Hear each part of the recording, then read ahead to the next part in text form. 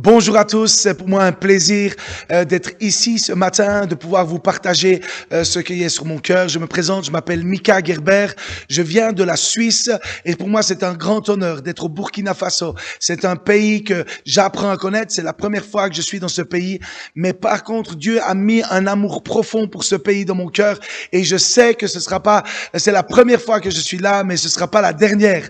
Je m'en réjouis, on est déjà en train d'organiser le prochain voyage et pour moi c'est un bonheur, c'est juste un peuple juste magnifique, extraordinaire et j'ai beaucoup d'amour et d'affection pour ce peuple et je sens le cœur de Dieu qui résonne et qui a un amour profond également pour ce peuple et je suis très très honoré d'être là.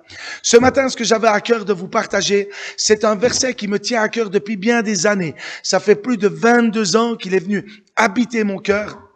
Ça fait plus de 22 ans qu'il est venu toucher ma vie et à un moment que j'ai entendu partager ce verset, c'était un orateur qui partageait, mon cœur s'est mis à vibrer et je me suis dit dans mon cœur plus profond, c'est que c'est le temps pour plus que jamais de le comprendre, de le chérir, d'aller en profondeur.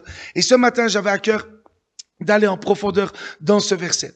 Dans 2 Chroniques 7, 14, il est dit, « Si mon peuple, sur qui porte mon nom, s'humilie, prie, me cherche et renonce ses mauvaises voies, je l'écouterai des cieux, je lui pardonnerai son péché et je guérirai son pays. » Ce que j'aimerais bien ce matin, c'est de pouvoir décortiquer ce verset.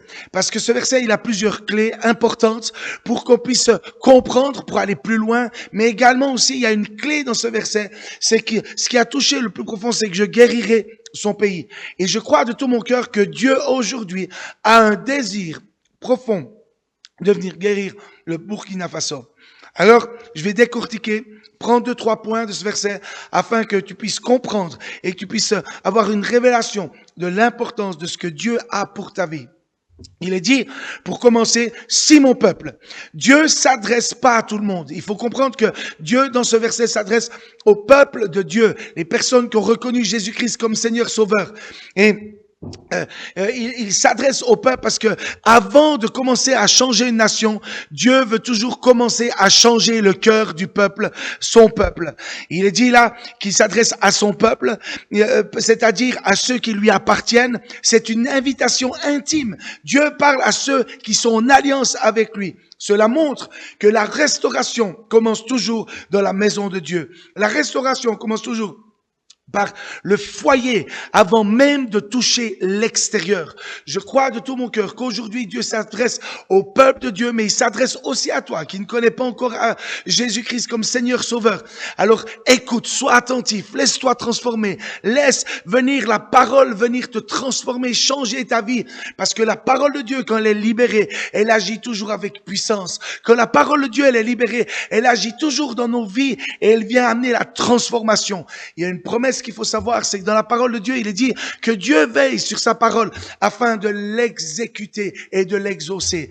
Alors, si Dieu veut s'adresser à son peuple, si Dieu veut venir nous parler en profondeur, si Dieu veut venir transmettre une parole dans nos vies, c'est pas seulement pour la connaissance, mais c'est pour nous amener à une transformation puissante, amener un changement et une transformation incroyable.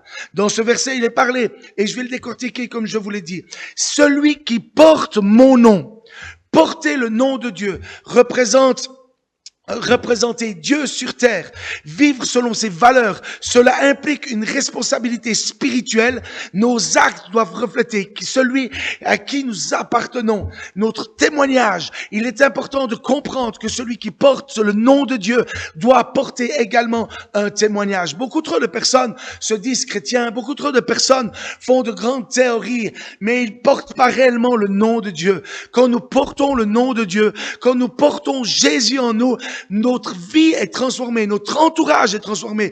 Nous sommes des hommes ou des femmes qui respectons déjà rien que notre mari ou notre épouse, que nous soyons des pères ou des mères dans notre famille, où nous élevons nos enfants avec de bonnes valeurs. Et si tu es aujourd'hui chrétien, je t'invite à étudier la parole de Dieu parce qu'il y a tellement de valeurs, que ce soit des valeurs pour les finances, des valeurs pour l'éducation, des valeurs comment gérer dans la vie sociale de chaque jour. Et c'est ça de porter le nom de Dieu, de porter le nom nom de Dieu, c'est d'être des représentants du royaume de Dieu, des représentants de ce roi, et puis d'être des représentants dans tout ce que nous entreprenons. Si tu travailles, tu dois être un bon élément pour ton patron. Tu dois être quelqu'un qui est exemplaire, quelqu'un qui donne toujours le meilleur de soi-même, car c'est ça d'être un bon élément. C'est ça de porter le nom de Dieu, d'être un témoin vivant que Dieu existe, autant dans tes paroles que dans tes actes. Il est dit plus loin que celui qui s'humilie. L'humilité est la clé de l'accès au cœur de Dieu. Sans humilité, tu n'auras pas accès au cœur de Dieu. Sans humilité, sans plier le genou à un certain moment et de reconnaître que tu as besoin de Dieu, reconnaître que tu as besoin d'être dépendant de ce Dieu puissant, on a besoin, chaque homme, d'être dans l'humilité. Ça implique une responsabilité spirituelle. Nos actes doivent refléter, comme je vous ai dit, cet amour, refléter ce cœur du Père. Et tout ça, c'est à travers l'humilité. L'humilité montre, c'est de reconnaître sa dépendance, sa faiblesse, de reconnaître ses limites, ses besoins et de la grâce de Dieu. Dieu résiste aux orgueilleux, mais il fait grâce aux humbles dans la parole de Dieu. Dans Jacques 4:6, il est dit. Mais une chose que j'ai réalisée à travers le temps, c'est que quand Dieu résiste à un orgueilleux, ce n'est pas quelque chose comme une malédiction ou quelque chose où Dieu veut repousser ses enfants. J'ai réalisé que, en tant que papa, à certains moments, pour que mon fils puisse grandir, un de mes enfants puisse grandir, à un moment donné, si tu veux qu'il vienne à maturité, qu'il puisse acquérir de la sagesse, je ne peux pas toujours lui dire oui. Je ne peux pas toujours répondre à toutes ses intentions ou ses besoins. Oui, ses besoins, je répondrai toujours à ses besoins. Mais par contre, je ne peux pas toujours répondre à toutes ses envies. C'est ça la différence. Et des fois, il y a des envies qui sont mal intentionné. Et pour ça, en tant que papa, je dois lui résister. C'est un non. Je ne suis pas d'accord de lui mettre un cadre. Je lui donne pas tout ce qu'il veut. Sinon, ça deviendra un enfant pourri gâté. Il a besoin que le papa tienne position avec autorité pour qu'il puisse être élevé avec conscience que certaines choses se gagnent pas juste en un claquant des doigts. Et des fois, l'homme, malheureusement, il se prend pour Dieu. Il se prend pour de prendre Dieu comme un automate. Il prie avec manque de respect, il marche avec un manque de crainte de Dieu. Il vient devant lui pour ses propres besoins, mais il pose même pas la question quels sont les besoins de Dieu. Il ne pose même pas la question quelles sont les intentions de Dieu pour notre région, pour notre pays, pour nos voisinages, et même quelles sont les intentions de Dieu pour nos propres vies. On vient avec Dieu avec égoïsme. On vient devant Dieu avec un cœur qui est orgueilleux, où on croit que Dieu a à notre disposition. Mais j'aimerais bien vous rappeler, un roi n'est pas à la disposition de son peuple, mais c'est son peuple qui est à la disposition d'un roi. Alors oui, nous avons un roi extraordinaire qui a donné son fils unique afin de mourir sur une croix pour que ta vie puisse être transformée, changée. Oui, je connais qu'un seul roi qui a donné son fils pour que le peuple puisse être sauvé. Oui, je connais un seul roi qui a décidé de mourir pour que son peuple puisse avoir la libération de ses péchés et de la maladie.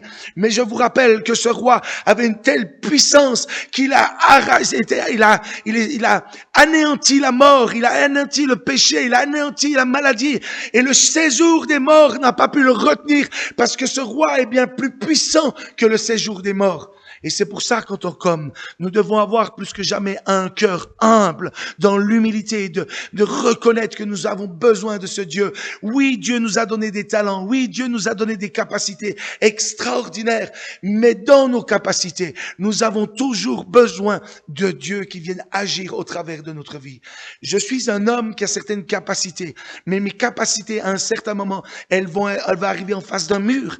Mais si je veux traverser les murs qui sont là devant moi, j'ai besoin de mon cœur s'humilie devant mon Dieu, parce que c'est mon Dieu qui fait tomber les murs, les murailles qui sont devant moi pour que je puisse avoir une percée pour aller plus loin dans la vie. Nous avons besoin, chaque homme et femme, de cette humilité. Un autre point dans ce verset que j'aimerais bien relever, j'y vais comme ça point par point, parce qu'en fait c'est plusieurs clés qu'il faut que nous comprenions. Des fois il y a un verset de la parole de Dieu qui peut nous expliquer tellement de choses pour que nous puissions avoir des acquis, pour que nous puissions avoir un bagage pour avancer dans la vie, pour grandir, aller plus loin. La prière n'est pas un rituel, mes amis, mais c'est une conversation de cœur à cœur avec Dieu. C'est un temps d'échange où nous pouvons communiquer, où notre Dieu n'est pas silencieux, mais il vient nous parler, nous transmettre tellement de choses extraordinaires. Il peut simplement te dire « je t'aime ». Il peut simplement de mettre des fois de l'affection, des fois il va t'encourager et des fois il te donne des directions. Mais c'est un partage qui est juste extraordinaire.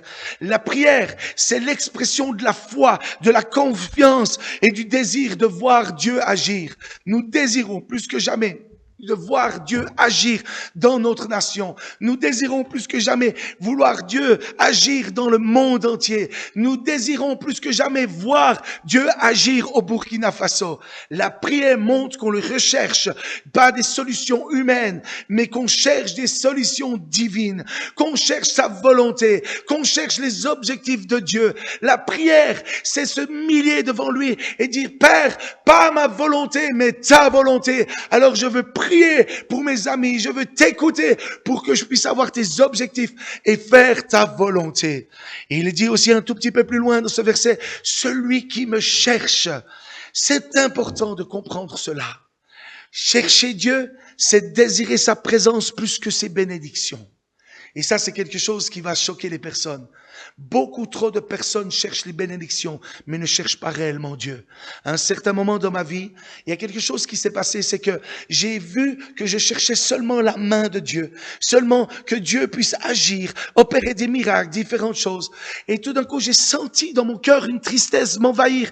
Et j'ai compris que Dieu voulait pas que je cherche seulement sa main, la bénédiction, mais que je cherche son être tout entier, afin que je puisse avoir une rencontre avec ce Dieu extraordinaire.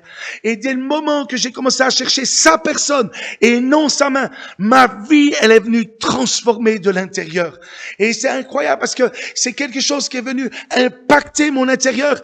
Et ce cœur de rejet, ce cœur d'orphelin que j'avais, ce cœur qui croyait que j'étais un incapable, j'ai senti de Dieu le Père venir impacter ma vie, transmettre son amour, sa fierté. Mais au-delà de ça, il est venu m'enseigner à travers la parole de Dieu qui est la Bible, et il a déposé ses valeurs, il a déposé des dimensions que je ne connaissais pas encore, afin que ma vie puisse être complètement installée, enracinée, profondément fondée dans sa parole. Et j'ai compris qu'en le cherchant, que j'aurais une vie stable, une vie forte, une vie où quand le vent et la tempête viendra, je serai stable et je ne serai inébranlable. Un jour, mon beau-père qui est agriculteur, il a planté une quarantaine d'arbres, des pommiers, des belles pommes, c'est des fruits que on peut faire des gâteaux, on peut faire tellement de choses extraordinaires. Et la première année, je le voyais cueillir les petits fruits, les arracher et les jeter à terre. Je me suis dit, ok, c'est peut-être comme ça, la première année, on fait comme ça avec les arbres. Mais la deuxième année, je l'ai vu faire le tour de tous les pommiers, reprendre les fruits et les jeter à terre. Et puis la troisième année, la même chose. Et là, je me suis posé un problème dans mon cœur. J'ai dit, mais écoute, il faut que j'aille causer à mon beau-père. Et j'ai dit, mais pourquoi, quand on plante un arbre fruitier, tu enlèves les fruits et tu les jettes à terre au lieu de les laisser mûrir sur l'arbre afin qu'on puisse les cueillir et avoir une bonne récolte? Et il me raconte. Il me dit, tu sais, Mika, la chose qu'il faut que tu comprennes, c'est que les jeunes arbres ont pas besoin tout de suite de porter du fruit, mais ils ont besoin de s'enraciner. Et si on laisse les fruits à l'arbre, ils vont mettre toute leur force à faire du fruit. Et quand le vent viendra, quand la tempête viendra, leur racine ne sera pas assez solide et ils tomberont au premier coup de vent.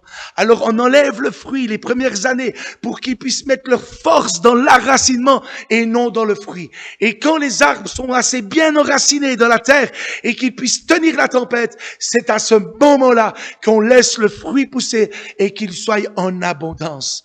J'ai compris une chose à ce jour-là, c'est que des fois nous portons pas tout de suite du fruit, mais ce que Dieu veut faire quand nous le cherchons, quand nous prions, quand on cherche à avoir un cœur humble, c'est qu'il désire nous enraciner au plus profond de la terre pour que nous soyons solides et que le jour que nous portons du fruit, notre arbre soit assez solide et nos branches assez solides pour porter beaucoup de fruits. Et quand la tempête vient, quand le vent souffle, notre arbre de notre vie tient chacune des tempêtes parce qu'il a été construit, enraciné dans la parole de Dieu, enraciné dans ces temps d'intimité et de prière où nous le cherchons et où il y a une réelle rencontre. Dans ce verset, il est parlé aussi d'une autre chose très très importante. Renoncer ses mauvaises voies. C'est le cœur, un homme qui cherche à se repentir, non seulement qui regrette son mal, mais qui se détourne réellement de ses mauvaises voies. Dieu ne guérit pas un peuple qui garde le péché comme ami. La repentance sincère ouvre la porte au pardon et à la transformation. Si tu as besoin, si tu veux réellement que ta vie soit changée, transformée, tu as également besoin de repentance. Et ce verset nous donne plusieurs clés. Et ces différentes clés nous font que nous pourrons grandir, être profondément stables. Mais si tu veux vivre une vie stable, tu as besoin plus que jamais de marcher également dans la repentance. La repentance, c'est de reconnaître que tu ne marches pas toujours avec droiture et dans la vérité. Un simple mensonge. Le mensonge, c'est cette langue de vipère. C'est une langue qui n'est pas une langue de la vérité. Il est dit dans la parole de Dieu que la vérité t'affranchit, te rend libre. Il n'est pas dit que le mensonge t'affranchit, te rend libre. Et si tu réalises que tu veux des fois te libérer de certaines situations, tu préfères mentir tu crois que tu sors de cette situation par le mensonge et tu réalises que le mensonge se retourne toujours contre toi. Le mensonge est un cycle. Quand tu commences à mentir, tu rentres dans un cycle où la flèche qui était envoyée de ta bouche va prendre un tournant. Elle viendra toujours s'enfoncer dans ton dos. Mais par contre, la vérité, des fois, elle fait mal à entendre. La vérité, des fois, elle t'amène dans un lieu instable. La vérité, elle affranchit, elle rend toujours libre. Et des fois, nous avons peur de donner la vérité, de dire la vérité. Parce qu'on va se dire, mais qu'est-ce qu'ils vont en penser de moi? Ou certaines personnes, ils vont casser quelque chose et ils préfèrent mentir. Vous savez, la parole de Dieu, elle est très claire. J'étais un ami à un certain moment. Il a menti. Et quand, dans un accident de voiture, il a menti à la police. Et ses os qui étaient fracassés ne se recollaient pas. Et quand il y a un pasteur qui est arrivé chez lui, un ami pasteur, il lui dit, mais écoute, je sens dans mon cœur que tu as menti à la police et c'est pour ça que tes os te reconnaissent pas. Dès le moment qu'il s'est repenti, qu'il a demandé pardon à Dieu, qu'il a reconnu ses fautes, et il y a un miracle surnaturel qui s'est passé. Chaque os brisé a été ressouté instantanément. Les médecins n'ont pas compris. Mais par contre, le mensonge, c'est quelque chose qui pourrit ton ossature. Je vais aller un peu plus loin. Il faut comprendre que si nous mentons, il est dit dans ce verset, je l'écouterai du haut du ciel. Dieu écoute attentivement les prières de son peuple, mais le peuple repentant. Souvent, dans la parole, il est dit, parce qu'ils ne m'ont pas écouté, je ne les ai pas écoutés. Il faut comprendre que la repentance nous ouvre le cœur du Père. La repentance nous donne la possibilité que Dieu tend son oreille à son peuple. Si tu veux être écouté du haut des cieux, il y a besoin plus que jamais que ton cœur soit dans l'humilité, que ton cœur se mette à prier et à le chercher et se détourne des mauvaises voies. Cela montre qu'il y a parfois des moments où Dieu n'écoute pas son peuple et qu'il a un cœur fermé à cause de la désobéissance. Mais quand l'humilité et la repentance est présente, il faut comprendre que le ciel s'ouvre et que nous avons accès à l'écoute de Dieu. Et Dieu, à travers son écoute, nous envoie sa parole et le miracle afin que nos vies puissent être transformées. Il est dit également dans ce verset, je lui pardonnerai son péché. Le pardon est le fruit de la grâce divine. Le pardon vient quand un peuple se repent. Le pardon vient quand un peuple se détourne de ses mauvaises voies. Dieu est efficace et Dieu efface la faute, restaure la relation et fait comme si le péché n'avait jamais existé. Le pardon, quand il est établi par Dieu, il est dit dans la parole de Dieu qu'il prend notre péché et le jette dans la mer de l'oubli. Le seul qui nous rappelle notre faute et notre péché, c'est le diable. Le diable est l'accusateur des frères. Il vient toujours répandre dans notre oreille et il il nous dit que nous sommes faux, que nous avons fait faux. Il nous rappelle nos dernières fautes. Il rappelle notre péché. Mais Dieu, lui, il a entendu le cri de la repentance. Dieu a entendu ton cœur se détourner et il te pardonne et il jette dans la mer d'oubli. Et pour lui, c'est effacé, lavé par le sang de Jésus-Christ. Il y a un seul qui accuse, c'est le diable. Mais Dieu n'accuse jamais son peuple qui se repent. Une des parties des versets que j'aime et qui est vraiment importante, qu'il faut comprendre. Il guérira ton pays. La guérison ici n'est pas seulement physique, n'est pas seulement émotionnelle, mais la guérison ici est globale. Elle est spirituelle, morale, sociale. Elle est pour la nation. Quand Dieu guérit son peuple, il guérit les cœurs, les familles, il guérit la nation et la nation est transformée. C'est une promesse ultime. La restauration commence toujours et se propage sur la terre quand un peuple se lève et commence à prier. C'est un chemin, ce verset, qui est de restauration en 9 étapes.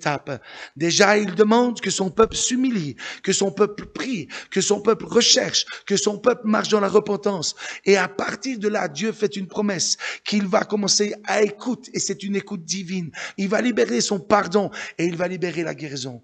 Dieu promet que chaque cœur qui revient à lui sincèrement verra sa vie, sa famille et sa terre transformée. La restauration, c'est Dieu qui... La restauration de Dieu dépend de l'humilité, de la prière et de la recherche de Dieu et d'un cœur repentant. En retour, Dieu promet d'écouter, de pardonner et de guérir. Celui qui s'humilie devant Dieu, le cherche avec persévérance dans la prière, verra le ciel s'ouvrir et Dieu guérira son cœur et guérira son pays. Quand un peuple s'abaisse dans la prière, cherche la face de Dieu, le Seigneur incline son oreille pour écouter, pardonner ses fautes et restaurer le peuple et restaurer la terre. L'humilité attire toujours la grâce. La prière ouvre le ciel. La repentance prépare le chemin de la guérison. Mais ne crains pas de t'humilier devant ton Dieu, car ceux qui s'abaissent dans la prière seront relevés par la main puissante de Dieu. Mes chers amis, une chose qu'il faut que tu comprennes, dans Ésaïe 59, 1, 12, qui est dans la parole de Dieu, la Bible, il dit non, la main de l'Éternel n'est pas trop courte pour sauver. Non, ni l'oreille trop dure pour entendre. Mais ce sont vos fautes qui mettent une séparation entre vous et votre Dieu. Ce sont vos péchés qui cachent sa face et qui empêchent de votre écouter. Un des seuls moyens de voir notre vie, notre famille, notre nation être transformée, changée. Nous avons besoin, en tant que peuple de Dieu, s'humilier, prier, chercher, marcher dans la repentance. Car à partir de là, nous verrons la main de Dieu venir sauver, arracher ceux qui ont besoin d'être arrachés de leurs fautes, de leurs péchés, arrachés de la misère, arrachés de la souffrance. Et il va venir restaurer les familles, restaurer les vies. Il va venir transformer ton entourage. Il va venir guérir son pays. Ma prière et mon cœur plus que jamais, c'est de marcher dans ces quelques étapes, car je sais que Dieu fait une promesse et quand il fait une promesse, il veille afin qu'elle puisse s'accomplir. La parole de Dieu, elle est très claire. Pour moi, je dis toujours, je n'ai pas une grande foi, mais j'ai un grand Dieu. Ma foi, elle repose une chose, c'est sur la parole de Dieu qui est la Bible. Dans Jérémie 1,12, et je viens de vous le dire, Dieu veille sur sa parole afin qu'elle s'accomplisse. Si tu marches selon les valeurs et selon la dimension de la parole, Dieu accomplira toujours sa parole. C'est une semence extraordinaire. La parole de Dieu change la vie. La parole de Dieu vient transformer ton intérieur. La parole de Dieu change ton environnement. Quand la parole de Dieu elle est libérée, le surnaturel est libéré. Quand la parole de Dieu elle est libérée, le miraculeux est libéré. Quand la parole de Dieu, elle transforme le cœur, mais elle transforme également une nation. Nous avons besoin que chaque homme et chaque femme se détourne de ces mauvaises voies. Nous avons besoin que chaque personne cherche Dieu de tout son cœur, parce qu'il y a une promesse, c'est qu'il se laissera trouver. Si tu ne connais pas Jésus, si tu n'as jamais entendu parler de lui, et tu dis, mais moi j'ai désir rencontrer ce Jésus, ben je t'invite simplement à vouloir décider déjà de te détourner de tes mauvaises voies, et puis de faire cette prière après moi, qui est toute simple. C'est de le reconnaître comme le Seigneur, Sauveur de ta vie. Et si c'est ton cas et que tu désires plus que jamais dire, mais je veux le reconnaître, je veux marcher dans ces 4 points de l'humilité, la prière, le rechercher, dans la repentance, parce que mon désir plus que tout, c'est que ce Jésus vienne changer ma nation et transformer mon pays. Alors fais cette prière avec moi. Seigneur Jésus, je te demande pardon pour mes péchés volontaires et involontaires. Merci parce que tu libères ton pardon aujourd'hui et je suis pardonné. Je te reconnais comme le Seigneur sauveur de ma vie et je te donne toute ma vie dans le nom de Jésus-Christ. Amen. Et tu verras, à partir de là, et tu vas sentir, parce que je le sais, que Dieu n'est pas juste ici dans cette pièce, mais il est également chez toi. La présence du Saint-Esprit venir te baptiser. Et il est en train de te baptiser, te remplir. Tu vas sentir peut-être une fraîcheur ou une chaleur. Tu vas peut-être sentir un amour précieux, ou tu vas sentir quelque chose qui va venir sur ta vie. C'est cette personne du Saint-Esprit qui vient attester qu'aujourd'hui tu appartiens à Jésus-Christ et que tu as changé de royaume. Et pour tout cela, je t'invite plus que jamais à lire cette parole. Si tu n'as pas, il y a plusieurs églises au Burkina Faso qui peuvent te donner une parole. Rejoins une communauté où on va t'enseigner, te former, te faire grandir, parce que tu as besoin aujourd'hui d'être en famille, dans cette famille de Dieu, pour que tu puisses voir ce pays être transformé. Mais l'homme a besoin de se mettre en mouvement, en action. Humilie-toi, prie, recherche-le, car repens-toi et tu verras ton pays être transformé. Tu verras ton entourage, ton voisinage être transformé. Tout ça dans le nom de Jésus-Christ. Nous pouvons changer les choses par les armes, mais ça amène la destruction.